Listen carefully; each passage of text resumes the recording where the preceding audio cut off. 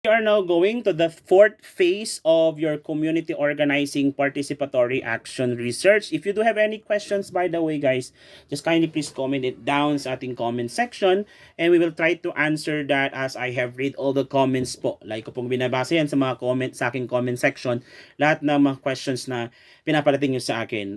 Okay? So again, please comment, like and share this video. If you are not yet a subscriber, please do subscribe as well. So the fourth phase under your community organizing participatory action research is your organization and capability building phase. So this is the fourth phase, guys. So number one, if I may just repeat, anyway, all the videos are link are actually attached sa ating description box. Kindly please access them if you want to watch all the videos. So organization phase and capability building phase is the fourth phase. The number one is your pre-entry, followed by your entry phase and your community research phase, or also known as your study or diagnosis phase. So the fourth phase now is your organization and capability building phase. Your organization and capability building phase main objective is the creation of your CHO. Kung maalala nyo po sa mga previous videos natin, especially in the entry phase, during the entry phase, we have created now the core group. So core group ay yung pagmumulan ng mga future leaders in the community. Now, the same core group can be the person na magiging leaders ng community during the organization phase, because during the organization phase, we will be doing now your election of officers. Okay? So the creation of CHO, since CHO po yan, organization, of course, it requires to have officers, okay? To create now a valid organization. Okay? Kasi later on po, i-register din po natin ng organization natin ito sa Security and Exchange Commission. Okay, para maging legit po at hindi scam yung community organization na gagawin natin. Okay, depende na po sa inyo kung anong magiging pangalan ng community organization nyo. So ito po yung tinatawag nating mga co-op or kooperatiba. Okay, so going to elect now the officers, and these officers will now undergo trainings. Okay, trainings including the members of the organization. So this now is to develop their capabilities, okay, as members and as leaders of the organization that we have created.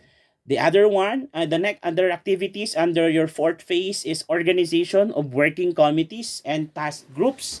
So with this one, magkakaroon din tayo ng different committees in the organization, just like any other organization. Magkakaroon tayo ng finance committee, ano pa ba? Purchasing, kung mayroon mo kayong purchasing later on, training committees, or whatever subcommittees that you will be able to come up later on pag nag-create na kayo ng inyong organization. And next is the community will also undergo team building and action reflection action sessions, or also known as your ARAS. So your action reflection action session is basically a community group, okay, group reflection wherein we will try to identify, okay, sa ating sa buong organization ano yung mga kaya at hindi mo kaya. Okay, basically para din siyang self-awareness. Okay, then what are the things that we need to do in order to address those flaws na meron man dun sa organization natin, so that the organization is gonna be smooth flowing, okay, and will be able to establish now a good working relationship among the other members. Okay, so that is your organization and capability building phase. Okay, let's go now and discuss the fifth phase of the community organizing and participatory action research, which is your community action phase. So kanina sa ating third phase, nakapag-prioritize na tayo ng mga identified problem. So ito yung mga gagawa natin ng programa. At bago tayo gumawa ng programa, on the fourth phase, nag-create muna tayo ng community health organization at nag-elect ng officers. And these officers had underwent trainings for us to give us the best, okay, management na kailangan natin. Then after that, okay, the fifth phase is your community action phase, wherein the main objective is the mobilization with the people. I want you to observe this, with the people, meaning the outsiders or the nurses and midwives who are now conducting the Copar process are still working with the community people. Hindi pa natin sila iniiwan. Ibig sabihin, we are still working with them and we are collaborating and performing the task together with them, and all the community people needs to participate, especially the members of the organization that we have created. The main objective activities here are the following: identification of research mobilization schemes and the development of projects. Ayan na. Kung ang problema natin kanina is about sa lifestyle-related diseases, okay? So in under the third phase, which is your research phase, so that is one of the prioritized problem. For example, on the fifth phase, we are now going to create and develop a program or a project that would now address this identified problem during the research phase. Okay? For example, gagawa kayo ng club. Katulad nung ako'y nasa community, meron po dun sa community health center namin is your hypertension and diabetes club. So basically, it's a program wherein the community health center is conducting now your free health education about the different lifestyle related diseases. Nagbibigay din of course ang center ng free check-ups, and under this day binibigay din po or nagdi-distribute tayo ng mga gamot sa community that are available, okay, in the community health center. Okay, sa programa naman natin as part of the community health organization, pwede naman tayo magkaroon ng tinatawag na aerobics day. Ayan. Aerobics day is basically para mas maging active ang community people. We are now going to create a program that will now make the community people active, okay, in terms of doing exercises doon sa community people, doon sa community. Okay, so that's actually one programs that we can develop in relation to lifestyle related diseases kung yon ang isa sa identified community problem natin. Okay. Aside from that, we are going to set or establish now networks, linkages, and referrals. So set networks, linkages, and referrals. So we're going to have a connections outside the community. Networks, for example, makikitay up tayo sa ibang barangay, okay? Linkages, magkakaroon tayo ng parang magiging advocate ng ating mga programa sa community that will link us to other organizations outside. And referrals, the same thing, okay? Yung mga magre-refer, if in case man na magkakaroon tayo ng product production, okay, may magiging produkto yung programa gagawin natin, saan natin siya pwedeng maibenta, okay, as part of the referral na pwede natin gawin. Or if it's man na may mga pangangailangan sa community or dun sa program natin, okay, we can link with the other organizations that could actually help the community to establish or to for the program to be successful. Kung kailangan man ng fundings or kung kailangan man ng other help that will be coming or yung outsourcing natin outside the community. Okay? Aside from that, we are going to provide solutions now to the problems and needs. So after the identification of the problem during the third phase, we are now going to create the programs on the fifth phase. And under these programs, basically these programs would now target to provide solutions to the identified problems and needs. We are going to create now or do your PIME. PIME is Program or Project Implementation, Monitoring, and Evaluation. So create the program, implement whatever solutions we have come up within this program. And of course, after implementation, we have to monitor now the programs that we have implemented and evaluate this after if it's successful or not. And project management, basically, so that is your project management, okay? Management of whatever programs we have created to address the problems in the community. And of course, develop a criteria. You will now start to develop criteria for the selection of CHWs or your community health workers. So your community health workers, which will be selected by the community, are like your BHWs. So basically, ang mga ito are trained individuals from the community of the basic skills na pwede nilang malaman to help okay, the community health nurses and midwives address now community health related problems in the community. So kapag established programs na po yung ating organization or pag established organization na siya at kumikita, we can also give stipend or salary to this CHWs. Okay, kaya gawa ko tayo ng criteria. Okay, kasi nga we will be selecting that from the community, not outside the community. Okay? And the selection of organization and training of CHWs will also be done under your action phase.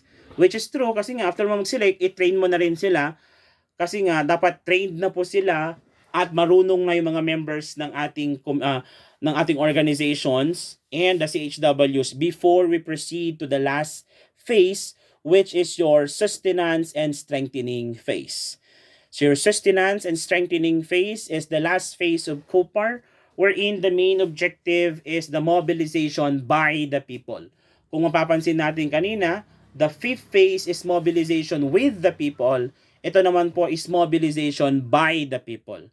So mobilization by the people kasi nga under this phase, the community people should already been performing projects and programs or implementing these programs, creating these programs on their own with minimal to no assistance from the outside resources, which is us nurses. So kailangan ginagawa na nila mag-isa. So ibig sabihin, trained na natin ang mga leaders, trained na natin ang mga members, alam na nila yung kanilang ginagawa. They can already perform the task and manage the project on their own. And on top of that, dapat as a self-reliant community, they have to make sure that the program will be continuous and sustainable. That's why they have to continue continuously educating community leaders and CHO and CHWs plus, okay, they have to formulate constitutions, bylaws, management procedures. So basically gagawa sila ng rules, okay, and guidelines that the organization needs to follow, yung mga bylaws na paano pag may nalabag na ganito, ano yung gagawin, paano yung proseso ng pagbabayad, pagpa-purchase, yan, lahat po gagawin nila yan because the long-term plan is to register this organization in the Security and Exchange Commission and accreditation from the LGU so that the community organization is an accredited organization at pag sila ay kumikita na, okay, hindi sila maituturing na illegal or scammers. Ayan. Okay? Especially if they will be asking for registration fees later on. Okay? To join their community organization. We are going now to institutionalize cooperative, socioeconomic structures, and livelihood projects plus financial schemes. So lahat po yan dapat ma-institutionalize or ma-formalize. Okay? So that the community organization will become a legit organization or an organization that is functional and be able to provide now jobs for its members. Okay? And in the long term, pwede din magbigay ng loans and other project livelihood assistance to its member. Okay? Aside from that, okay, we are going to formalize now the networks. Kung maalala nyo kanina, is nag-establish lang tayo. Under this phase, we are now going to formalize the networks, the linkages, and referrals that we are able to establish earlier under your action phase or your community action phase or the fifth phase of Copar. Then next is we are going to retrain all members, and from those members, we are going to recognize secondary leaders that would now later on take over the organization and continue this organization for it to become sustainable. And under this phase, we are now ready for the beginning of the termination and phase out. By the way, the phase out or the termination phase should the community organization should already been informed of this on the start of the creation or in the start of the Copar process. During the entry phase, dapat aware na po sila na aalis din kayo. Why is that important? Because for them to put into their minds na hindi po kayo forever na mag-i-stay the community, and this is for them to prevent na magkaroon sila ng tinatawag na dependence, okay, sa mga tumulong sila kanilang outsiders. So the community people should be aware that on the latter part of the program, you will be leaving them and they will be exercising, okay, exercising whatever skills they have gained during the entire process of Copar. And you're going to slowly leave the people and let the people exercise self-reliance. So, because that is actually our main goal. And to connect this to the community health nursing concept, the main goal or the primary goal of community health nursing concept is yung tinatawag nating enhancing the capability of the people or independence or self-reliance. So basically, the end product of this community organizing participatory action research is that the community will develop now self-reliance until such time that the community will be able to achieve the end goal of community organizing, which is your community development. Okay, so those are the phases of your community organizing participatory action research. Again, guys, so these are series of videos that I have created. So if you are unable to watch the first part of this community organizing phases, please do access them, the links sa ating description box. And if you do have any questions, don't forget to comment and like this video. And of course, please po, pakisubscribe naman po ang ating channel if my videos are helping you to with your studies. So once again, my name is Joel Pasqua and see you on my next video. Bye for now.